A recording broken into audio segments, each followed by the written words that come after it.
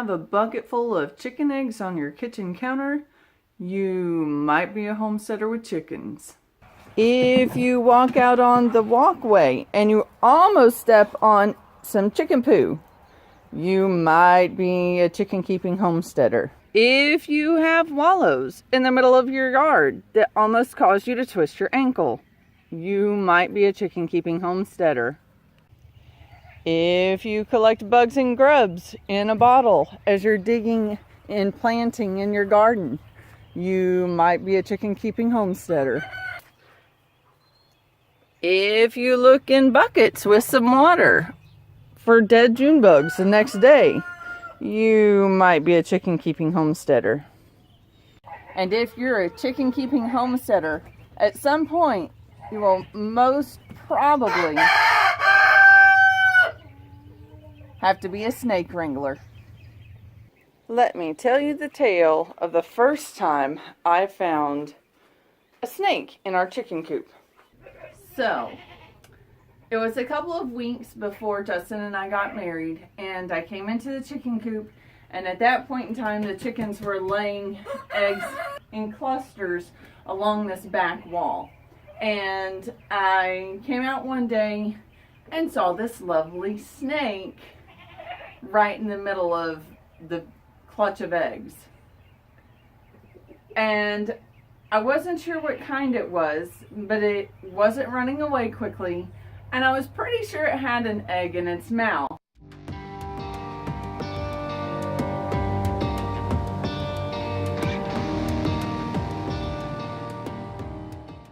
As the snake lay on the clutch of eggs, I went inside and grabbed like the longest barbecue tongs I had, and then I came back out and grabbed it right behind the neck. And that's when the snake decided, oh no, I'm caught. I'm going to release the food that I have in my jaws right now, and then I'm going to try to make a run for it. It kind of up and spit the egg out, put it back on the clutch of eggs, and then it proceeded to slither and try to move away. And while I had long tongs, they were still tongs, and I had this huge snake that was coiling and recoiling around.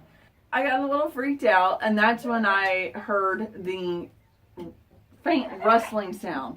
I was like, oh my goodness, is this a rattlesnake? I don't think so, because it was a lot softer of a sound. Later I found out that Texas rat snakes actually imitate rattlesnakes whenever they fear there's danger. So with its tail rustling around in the dry leaves that were kind of nestled in the back corner of the chicken coop, it made it kind of sound like a rattlesnake. So as I was trying to get this snake, I've had this kind of internal turmoil because I couldn't tell for sure if it was a venomous snake or not, and I didn't want to kill a beneficial snake. And since I wasn't going to be able to run into the house and look online to identify what kind of snake it was and then come back out and run the risk of it maybe being gone, I decided to go ahead and take care of it, especially since a neighbor of ours was going to be taking care of our animals while we were on our honeymoon, and she had already told me I do not do snakes. So I went ahead and started working to get rid of the snake, and I was trying to use the hoe method and the shovel method to get it behind the head. And then it decided to run along the edge of the chicken coop, and it went where I couldn't get to it. So I ran around the coop, and at the time the goat's pen wasn't an enclosure, so I ran over there, and thankfully it wasn't a venomous snake, because when I went around the side, had it been a venomous snake, I could have gotten bit on the ankle, because all of a sudden it's like, whoa, there you are. So at that corner, right where the snake's hole or den was, we had our kind of standoff, and I was able to cut the head enough that I was able to grab the tongs that I'd used and pull it up next to the house, and then take a knife and finish severing the head.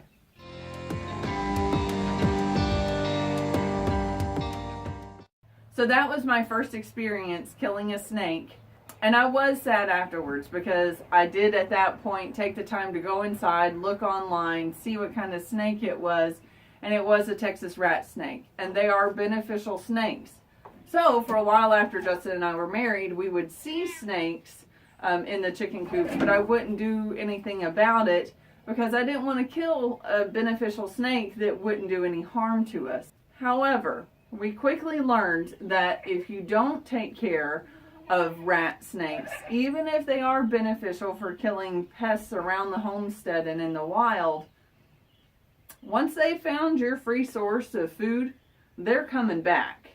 And so we would have times where we wouldn't be able to get any eggs, or maybe 1 or 2 eggs after several days, because they were just coming by once or twice a week and eating like a whole clutch of eggs at a time.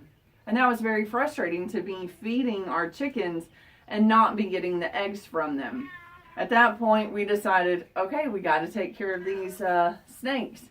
So what would happen is we would come out to the chicken coop, and as soon as we entered the door, we would turn around and look up, and there would be a snake coiled right up there. Or over in that corner, a snake may slowly pop its head out on top and look at you.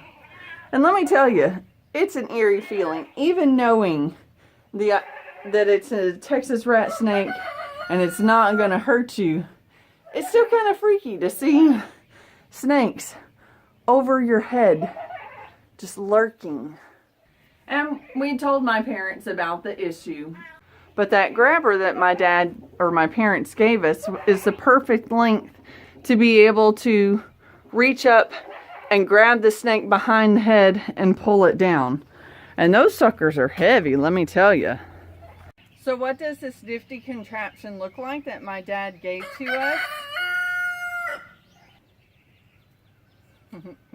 It's like one of those grabbers that you find in the stores that's made out of plastic. But this one is pretty heavy duty. It's aluminum and it's pretty long. So again, perfect reach for grabbing those snakes out of the rafters. My dad did have to file down the edges a little bit. He said whenever they purchased it, the edges were sharper and he didn't want us to cut through whatever it was we were trying to grab. So again, he just filed down these edges so that when you grab, it doesn't cut but holds. So we grabbed the snake, pulled it right out here to this area by the chicken coop, and that's where I proceeded to hand over the grabber to Justin, which was quite the feat because trying to hand it over while still keeping it tight enough that the snake didn't slither out of it was pretty challenging. And then that's where I proceeded to cut the head off using a knife and a cutting board while Justin was still holding the snake right behind the neck with the grabber. And this is the size of the snake for that first one that Justin and I caught and that I killed and then we processed.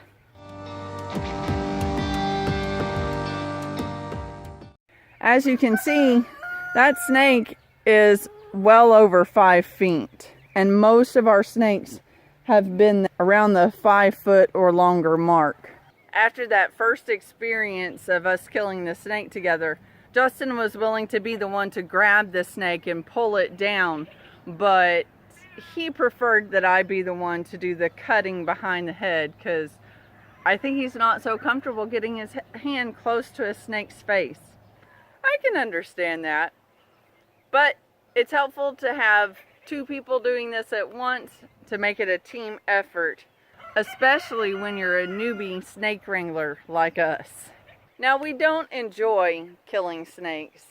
We figured that if we have to dispatch the snakes, we at least want it to be worth something.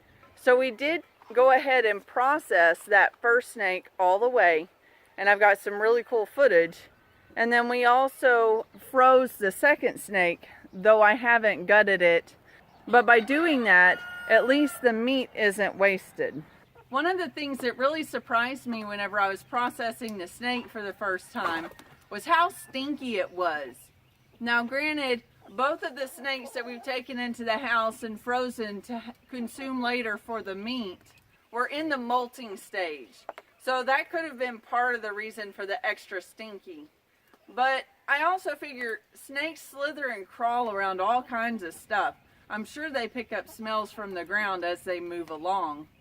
So it was an interesting learning experience for me, skinning the snake, watching it slither around in the sink, and then looking at the organs to see how they're similar in some ways to chicken and rabbit organs, but very different in other ways.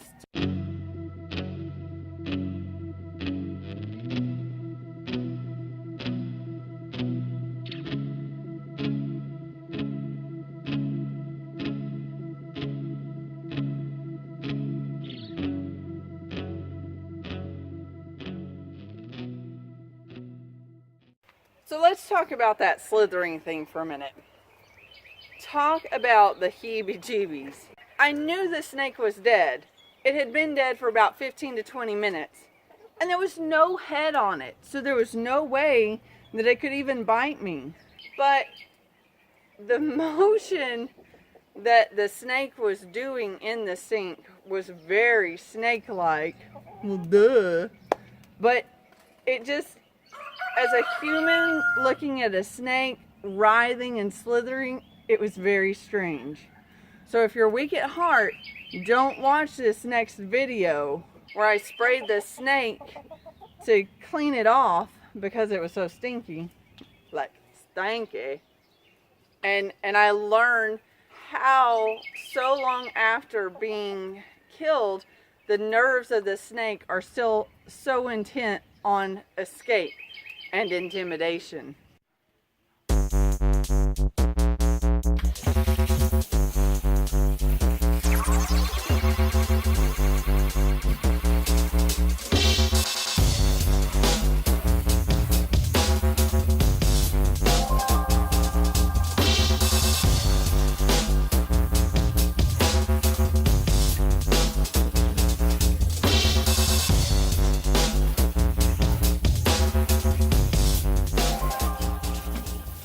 I also learned that warmer water makes a snake move faster than colder water. Don't know why that is. It was just an interesting observation. So at some point, we will go ahead and cook up that snake. The sad thing is, I haven't been able to find many recipes online for cooking snake. Like almost zero. The main thing I was finding for a long time was Shadow. was cutting up the snake and frying it. And it was also suggested to do so outside because a lot of the websites were saying that snake can be kind of stinky when you cook it. But I did see Bob Hansler's survival video where he cooked up a rattlesnake and he just cooked it over an open fire. And instead of chopping it in cross sections, he just ate the back strap that was along either side of the spine on the snake.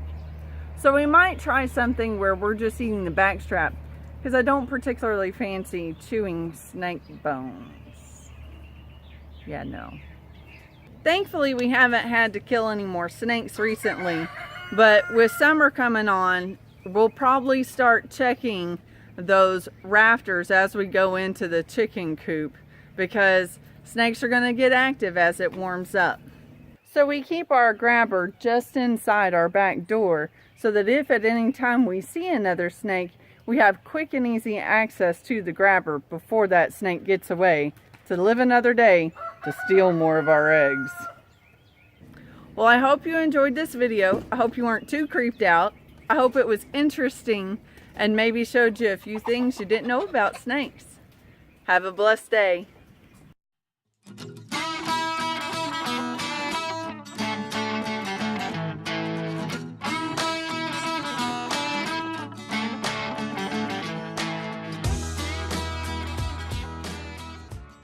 Hey, Cloudhoppers, thanks for watching the video. Push the thumbs up to like the video. Also hit that subscribe button, also the bell, so that you can get notifications when our videos come out.